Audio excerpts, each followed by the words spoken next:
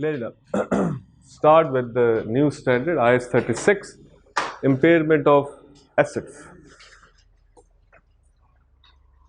लेकिन अब यहाँ पे वर्ड एसेट से मुराद जो है नेचुरली आप सबको पता है कि ये इकोनॉमिक रिसोर्स हैं जिनसे एंटिटी को फ्यूचर इकोनॉमिक बेनिफिट्स मिलेंगे एंड इट्स अ सर्टेन 36 में हम यहाँ पर एसेट से मुराद जो जिन एसेट्स को ले रहे हैं वो है जनाब अभी हमने एक स्टैंडर्ड पढ़ा that is IS 16 property plant and equipment क्योंकि हमारे सिलेबस में अभी IS 16 ही है तो हम यहाँ पर जिसको रेफर करेंगे यहाँ एग्जाम में भी जो हमें आएगा तो 36 में एसेट से मुराद जो है वो प्रॉपर्टी प्लांट एंड इक्विपमेंट है अभी तक। इसमें इंटेंजिबल एसेट्स भी आते हैं जो IS 38 है वो बाद में आएगा ठीक, लेकिन अभी हम यहीं पर यही एज्यूम करेंगे कि we are talking about the impairment of property plant and equipment तो IS 36 ठीक हो गया। और इम्पेयरमेंट से मुराद क्या जनाब, इम्पेयरमेंट से मुराद है फॉल इन वैल्यू।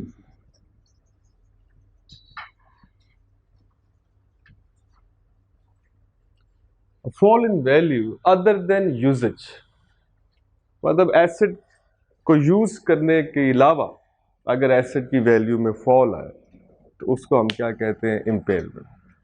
क्योंकि जो कंजम्पशन कर रहे थे हम एसेट को, जब हम कंज्यूम कर रहे थे तो उसको हमने क्या कहा, डेप्रिसिएशन से डेप्रिसिएशन। और अगर कंजम्पशन के अलावा एसेट की वैल्यू में फॉल आ रहा है तो उस वैल्यू, उस फॉल को हम क्या कहते हैं, impairment. Impairment means a fall in value other than the usages, usages के अलावा ठीक, तो उसको हम कहते हैं कि इम्पेयरमेंट है। Normally it is known as impairment loss. ये लॉस, एसेट जो है वो अपनी वैल्यू लूज कर जाते हैं, हालांकि एंटिटीज उनको कंज्यूम नहीं करती but still they lose their value, तो इसलिए हम इसको हमेशा रेफर करते हैं एज ए इम्पेयरमेंट लॉस। ठीक हो गया जनाब। ये किस वक्त होता है, when the impairment loss is there. Study ये कहता है when a carrying value of an asset, carrying value of an asset is greater than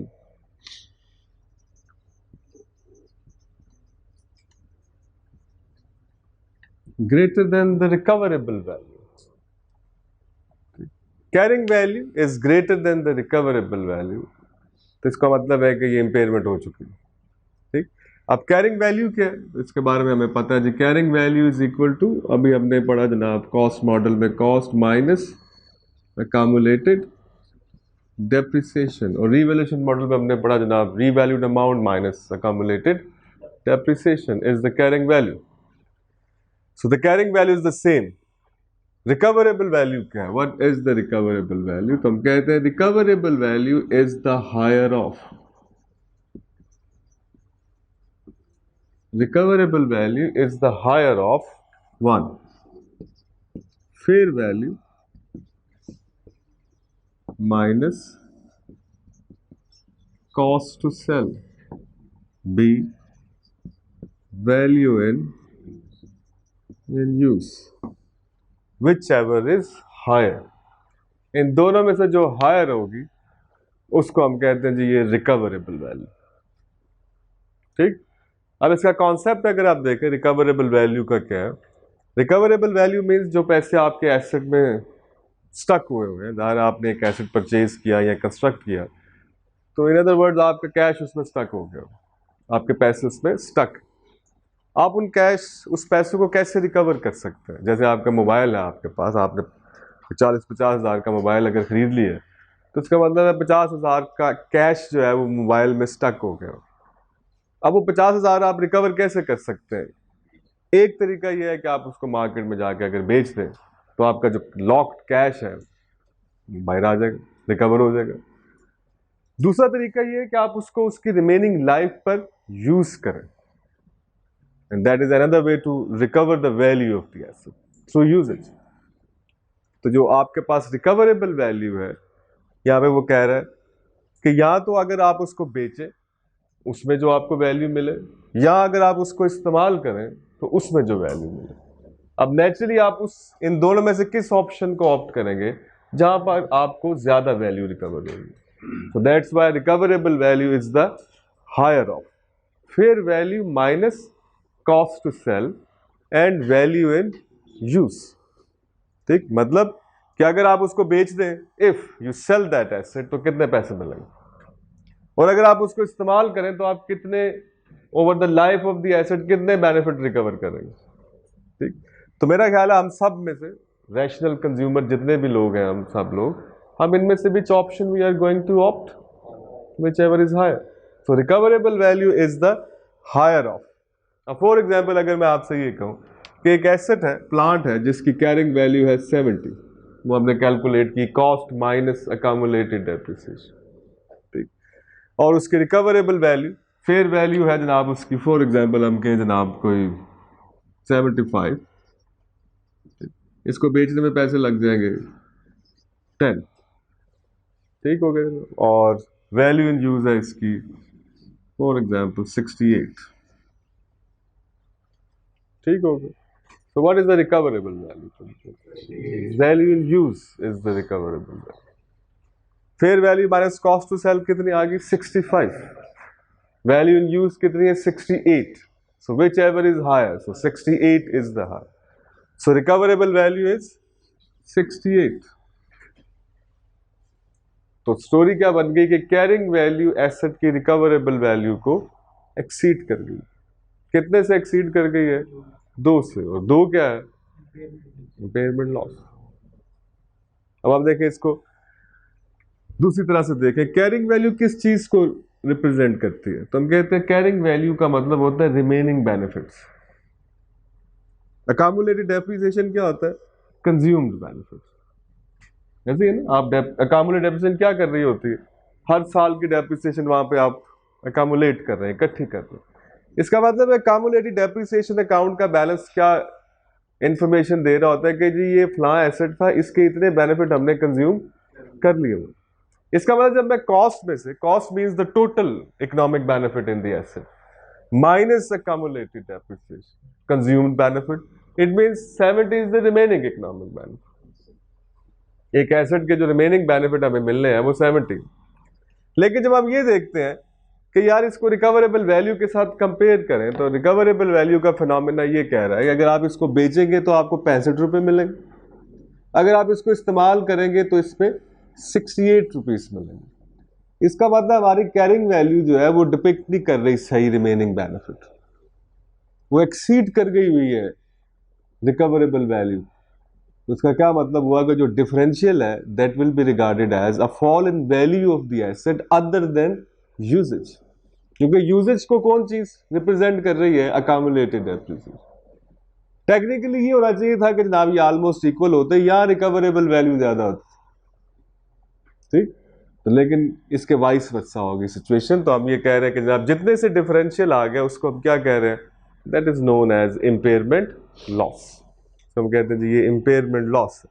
तो क्या एंट्री करेंगे हम इम्पेयरमेंट लॉस की? तो हम कह रहे हैं आप अभी 16 में हम वैसे पढ़कर आ रहे हैं, जब एसेट की रीवैल्यूएशन लॉस आ जाए तो हमने क्या एंट्री की? तो हमने कहा if an asset is not revalued, अगर तो वो रीवैल्यूड नहीं है तो हमने एंट्री क्या की? Profit and loss account debit to asset. यही एंट्री थी हमारी. और अगर एसेट रीवैल्यूड है तो फिर हमारी एंट्री क्या है?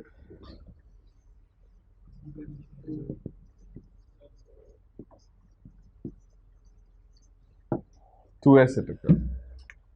ये एंट्रीज की ना, अभी हमने 16 में ये दोनों एंट्रीज करके आ रहे हैं कि अगर आपका किसी ऐसे एसेट पे रीवैल्यूएशन लॉस आ गया जिस पर प्रीवियसली गेन नहीं है, तो आपने लॉस की क्या एंट्री की? Profit and loss account debit, asset account credit. और अगर ऐसे एसेट की वैल्यू में फॉल आ गया जिस पर प्रीवियसली रीवैल्यूएशन रिजर्व है, तो पहले आपने किसको डेबिट किया? रीवैल्यूएशन रिजर्व को, और फिर आपने एसेट को. तो एंट्रीज ऑलमोस्ट वही, दैट्स सेम. ठीक, तो क्या हो गया जनाब? Impairment loss is the decline in the value of an asset other than the usages. So it happens when the carrying value of an asset exceeds the asset's recoverable value, and the recoverable value is the higher of fair value minus cost to sell and value in use. जो differential अगर आ गया तो फिर आपने loss charge करना। What if the carrying value, if the recoverable value is 72, अगर recoverable value यहां पे मैं 72 कर दूं तो फिर क्या होगा? Then there is no impairment loss, फिर कोई इम्पेयरमेंट लॉस नहीं। तो 2 का गेन है तो क्या उसको रिकॉर्ड करना है? तो हम कहते हैं 36 के अंडर नहीं करना, क्योंकि 36 सिर्फ किसको डिस्कस कर रहा है? लॉस को। अगर आपने गेन रिकॉर्ड करना है तो फिर 16 में पहले रीवैल्यूएशन मॉडल अडॉप्ट करना पड़ेगा। कॉस्ट मॉडल में आप गेन रिकॉर्ड नहीं करते, याद रखनी बात है, ठीक। So the impairment loss is when the carrying value of an asset is exceeding it's recoverable value, ठीक। अब ये पूरा स्टैंडर्ड जिस एक कॉन्सेप्ट के गिर्द घूमता है उसको हम कहते हैं प्रूडेंस कॉन्सेप्ट। सबने सुना होगा जी प्रूडेंस, है ना? Everyone knows. कौन डिफाइन करेगा प्रूडेंस? Define the prudence. जी sir.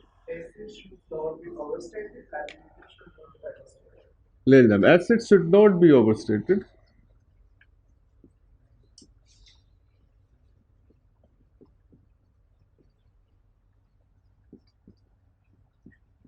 should not be overstated, liabilities should not be understated. ले जाना, other definition, इसकी एक और डेफिनेशन, वो कौन बताएगा? Next one. तो प्रूडेंस कॉन्सेप्ट की दूसरी डेफिनेशन क्या है? Losses should be recognised, losses should be recognised. कब कर लेते हैं हम इनको recognise? When they are foreseeable.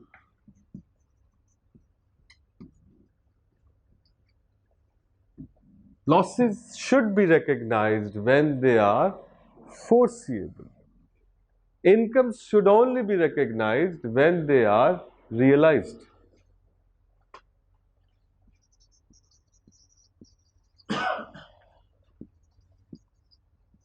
Incomes should only be recognized when they are realized.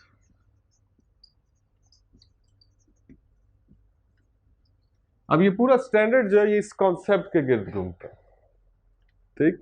यानी कि अगर आपको लग रहा है कि आपके एसेट की कैरिंग वैल्यू एक्सीड कर गई, लग रहा है, कैसे लग रहा है? फोर्सी कर रहे हैं आपके पास इतनी इंफॉर्मेशन आ गई है कि आपको पता है कि आपकी एसेट की जो रिमेनिंग कैरिंग वैल्यू है ये रिकवर नहीं होगी, हम लॉस फोर्सी कर रहे हैं इसके ऊपर। तो प्रूडेंस कॉन्सेप्ट फिर क्या कह रहा है? इट शुड बी रिकॉग्नाइज्ड, इसको आप इमीडिएटली रिकॉग्नाइज कर, ठीक। So that is the background. Assets should not be overstated. आपने इनको ओवरस्टेट नहीं करना। अगर आप एंटिसिपेट कर रहे हैं कि लॉस होने वाला है तो आप लॉस रिकॉग्नाइज नहीं करेंगे, तो इसकी वजह से क्या होगा? एसेट्स ओवरस्टेट हो जाएंगे।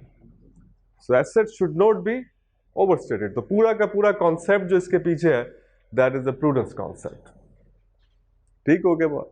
अच्छा, अब यहां से एक सवाल निकलता है जो शायद आपके ज़हन में आया वो ये है कि जनाब आप अभी आए 16 में हम पढ़ कर आए, हमने एसेट की इंक्रीज इन वैल्यू को रिकॉर्ड किया, गेन को, हालांकि वो रियलाइज नहीं था। इसका मतलब क्या हुआ कि हम प्रूडेंस के अगेंस्ट चले गए। आपने एसेट को रीवैल्यू किया, जनाब फेयर वैल्यू कैरिंग वैल्यू से ज्यादा, आपने जनाब उसको रिकॉर्ड कर लिया। अब ज़हन में सवाल ये आता है कि वो प्रूडेंस का क्या करें? प्रूडेंस तो कह रहा था कि गेन रिकॉर्ड ही नहीं करना जब तक के वो रियलाइज, और हमने realisation of revaluation reserve later years में रिकॉर्ड की, जब रिटेन अर्निंग में हम उसको ट्रांसफर कर। याद आ गया सारा सिनेरियो? इसको हम कहते हैं दो अकाउंटिंग सिचुएशंस आपस में कॉन्ट्राडिक्ट कर गई, दो कॉन्सेप्ट आपस में कॉन्ट्राडिक्ट। तो अक्सर सिचुएशन ये बनती है कि कौन सा कॉन्सेप्ट, कौन सा रूल, प्रिंसिपल प्रिवेल करेगा। आपने हमेशा ये याद रखनी है बात कि प्रूडेंस ऑलवेज प्रिवेल्स, प्रूडेंस हमेशा प्रिवेल करेगा, हमेशा प्रूडेंस की ही एप्लीकेशन होगी, until unless there are direct guidelines against the prudence in a particular standard. अगर किसी स्टैंडर्ड में प्रूडेंस की एप्लीकेशन के अगेंस्ट है कि अब प्रूडेंस अप्लाई नहीं होगा, तो फिर प्रूडेंस अप्लाई नहीं होगा, अदरवाइज प्रूडेंस की ही एप्लीकेशन होगी। जैसे IAS 16 में रीवैल्यूएशन मॉडल जो है उसको हम अगर देखें तो हम कहते हैं 16 की गाइडलाइंस जो है वो स्पेसिफिकली क्या कह रही है कि आप ऐसा कर सकते हैं। इसका मतलब है प्रूडेंस की कॉन्ट्रडिक्शन में। अब प्रूडेंस की एप्लीकेशन क्या हो जाएगी, सीज हो जाएगी, रुक जाएगी। अगर रीवैल्यूएशन मॉडल ना होता तो प्रूडेंस वहां पर गेन रिकॉर्ड नहीं हो सकता। इसका इसीलिए मैं क्या कह रहा हूं कि कॉस्ट मॉडल में जब आप देखें कि यहां पर मैं लिख दूं 75 और एसेट को आप कॉस्ट मॉडल पे ले रहे होंगे तो आप 5 का गेन रिकॉर्ड नहीं कर सकते, because in the cost model there is no such provision कि आप एसेट का गेन रिकॉर्ड कर लें। अगर आप एसेट का गेन रिकॉर्ड करना चाहते हैं तो फिर पहले आपको IAS 16 में एसेट के लिए रीवैल्यूएशन मॉडल ऑप्ट करना पड़ेगा, फिर उसकी सारी रिक्वायरमेंट्स जो है कि तमाम एसेट रीवैल्यू होंगे और फिर रेगुलरली रीवैल्यू होंगे, वो सारी फॉलो करनी पड़ेगी। ठीक, तो क्या होगा जनाब, याद हमने क्या रखना, मल्टीपल चॉइस क्वेश्चन में या ऑब्जेक्टिव टाइप क्वेश्चन में ये सवाल आ सकता है कि अगर दो अकाउंटिंग कॉन्सेप्ट्स आपस में कॉन्ट्राडिक्ट कर दें, ठीक, तो कौन सा कॉन्सेप्ट प्रिवेल करेगा?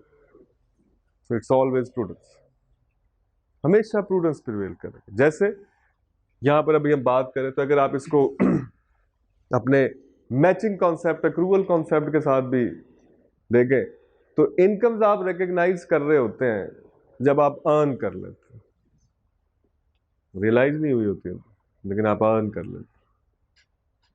ठीक, अब वहां पर क्या हो रहा होता है, तो हम कहते हैं चूंकि स्टैंडर्ड अलाउ कर रहा होता है।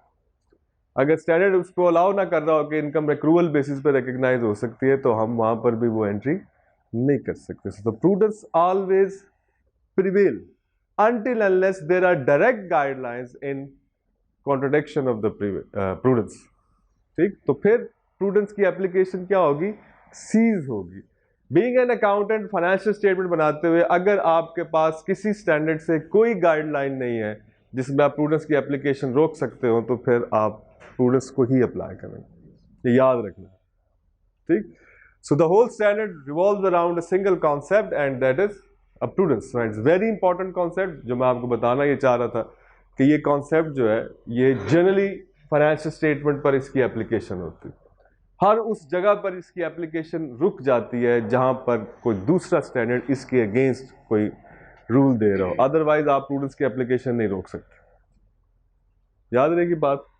ठीक, तो हम आगे जनाब दोबारा वापस, और हमने कहा जी ये स्टैंडर्ड पूरे का पूरा किस कॉन्सेप्ट पे बेस कर रहा है, it is based on the prudence. Losses should be recognised when they are foreseeable and we are applying this concept, that is impairment loss is equal to fall in value other than the usage, and how we determine that fall, we compare the carrying value of the asset with the recoverable value, and if the recoverable value is less than the carrying value, it means the difference is impairment loss। ठीक हो गया, और recoverable value is the higher of fair value minus cost to sell and value in use, whichever is higher। ठीक, अब इसके बाद आप recoverable value को फर्दर थोड़ा सा, फेयर वैल्यू क्या होती है हम सबको पता है जी। Fair value means the value at which an asset can be sold. बिल्कुल ठीक होगी, इट्स अ फेयर वैल्यू। ठीक, आपको एग्जाम में गिवन होगी ये फेयर वैल्यू, आपने एग्जाम में जो रूल अप्लाई करना है आपको ये दोनों वैल्यूज गिवन होगी। समटाइम ये कैलकुलेट करनी पड़ेगी वैल्यू इन यूज, इसको भी हम बात करते हैं कैसे कैलकुलेट करनी पड़ेगी, but the fair value is generally given, आपको बता दी जाएगी कि जी इतने का बिक सकता है। ठीक, माइनस कॉस्ट टू सेल, इसका मतलब है कि अगर आप एसेट को बेचा आपने तो उसको बेचने पे जो कॉस्ट आएगी that is a cost to sell. For example agent की कमीशन है या कोई ऐड आपको देनी पड़ेगी, या एसेट को बेचने के लिए जहां पर वो जुड़ा हुआ है वहां से उखाड़ने के लिए पैसे लगेंगे, तो इस तरह के पैसे जो है इसे cost to sell. So in order to sell an asset आपको कितने पैसे खर्च करने पड़ेंगे, that is a cost to sell. So फिर इसको अगर आप कंपेयर करें तो इसके करीब तरीन कॉन्सेप्ट नेट रियलाइजेबल वैल्यू आता है IAS 2 के अंदर, NRV। तो तो आप देखें तो ऑलमोस्ट उससे मिलता जुलता है। NRV is estimated selling price minus estimated cost of completion minus estimated selling cost. अगर आप उसको इन्वेंट्री से उठा के यहाँ पर लेके आए तो वही कॉन्सेप्ट यहाँ पर बन रहा है, fair value minus cost to sell, कि अगर हमने इस एसेट को बेचा तो हमें नेट कितने पैसे रिकवर होंगे। ठीक, उसके बाद दूसरा है value in use. So what is the value in use? तो आपने ये याद रखना है जी, value in use is the present value of the future cash flows associated with the asset. और द वैल्यू इन यूज जो है ये क्या है? ये प्रेजेंट वैल्यू है, present value of future cash flows associated with the asset।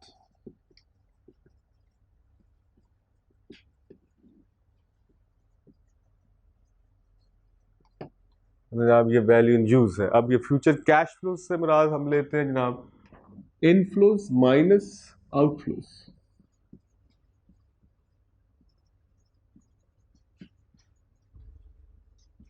Inflows minus outflows of cash is equal to cash flows, net cash flows. ठीक, अब इसमें इनफ्लो क्या है? अगर आप किसी एक एसेट को देखें तो हम कहते हैं जनाब, फॉर एग्जांपल हम कहते हैं हमारे पास एक प्लांट है, तो प्लांट साहब जो है 2 साल बाद हम उसकी वैल्यू इन यूज डिटरमिन करना चाहें। कहते हैं जी प्लांट की टोटल यूजफुल लाइफ थी 5 साल, तो 2 साल बाद उसकी यूजफुल लाइफ कितनी रह गई होगी? 3 साल। तो हम ये एस्टिमेट करेंगे कि अगले 3 सालों में उसके कितने कैश फ्लोज आएंगे। ठीक, अगले 3 सालों में कितने कैश फ्लोज आएंगे। फॉर एग्जाम्पल वो प्लांट जो है, वो जो चीज़ बनाता है वो आप बेचेंगे, नेचुरली उसको बेचेंगे, सेल प्राइस इतने यूनिट बनाएगा वो 1 साल में, मल्टीप्लाई बाय सेल प्राइस, तो क्या आ जाएगा आपके पास? उसके फ्यूचर कैश फ्लोज आ जाएगा। ठीक, अब फॉर एग्जाम्पल हम कहें जी बेचने से पैसे मिलेंगे हमें यहाँ पे को 20,000, 18,000, 15,000, ये एसेट यूनिट बनाएगा, हम बेचेंगे और पैसे आ जाएंगे। तीसरे साल के एंड पे ये बिक जाएगा एज ए रेजिडुअल वैल्यू, और हमारे पास एस्टिमेटेड रेजिडुअल वैल्यू है इसकी 10,000, 5,000 सॉरी 5,000 इसमें आप प्लस कर दें रेजिडुअल वैल्यू। तो ये टोटल इनफ्लोज है एसेट के over the remaining useful life, एक उसके यूजेज से प्लस उसके अल्टीमेट डिस्पोजल से, जब वो एज ए रेजिडुअल वैल्यू बिक जाएगा। आउटफ्लोज यहाँ पे आपने कौन से लेने? Simple repair and maintenance, cassette को वो खर्चे जो इसको इस काबिल रखने के लिए जरूरी है कि ये चलता रहे। कोई फ्यूचर कैपिटल एक्सपेंडिचर आपने यहाँ पर, अगर कोई आपको एग्जामिनर बताएगा भी तो आपने उसको इंक्लूड नहीं करना। तो यहाँ पे simple repair and maintenance, for example पहले साल की रिपेयर एंड मेंटेनेंस है जी 2,000, दूसरे साल की है फॉर एग्जांपल 2,500, यहाँ पर आएगी जनाब 1,500। तो आप क्या करेंगे? इनको माइनस कर देंगे। अब आपके पास जो आएगा दैट इज 18,000। ये क्या है?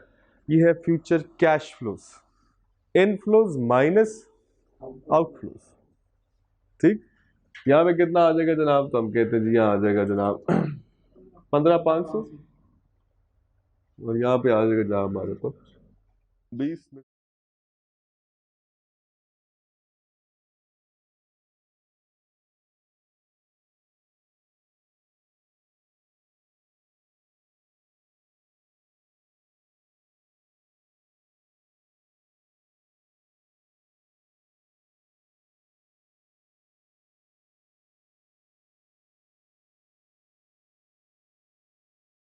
कैसे कर रहा हूँ मैं जी? 1 लाख का एसेट, 10,000 उसकी रेजिडुअल वैल्यू अगर हो, 5 साल उसकी यूजफुल लाइफ हो, स्ट्रेट लाइन मेथड हो, तो पर ये डेप्रिसिएशन कितनी आएगी?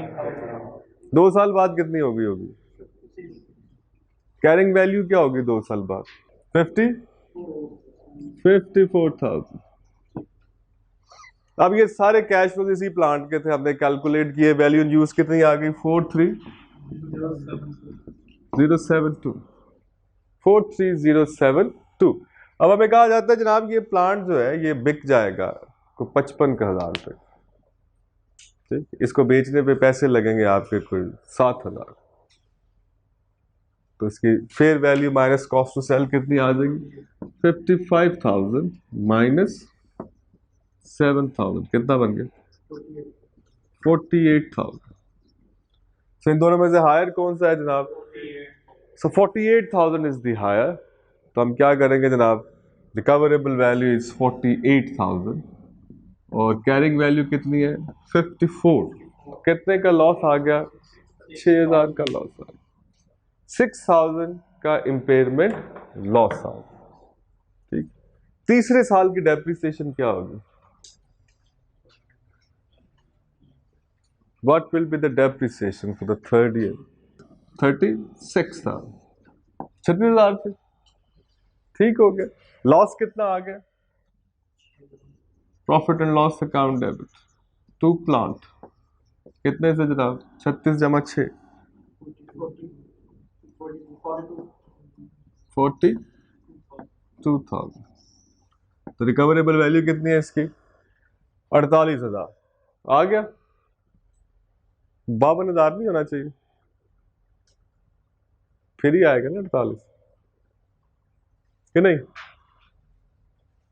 मेरे ख्याल में यहाँ पे 64 आता है तो 64 लॉस ज्यादा है।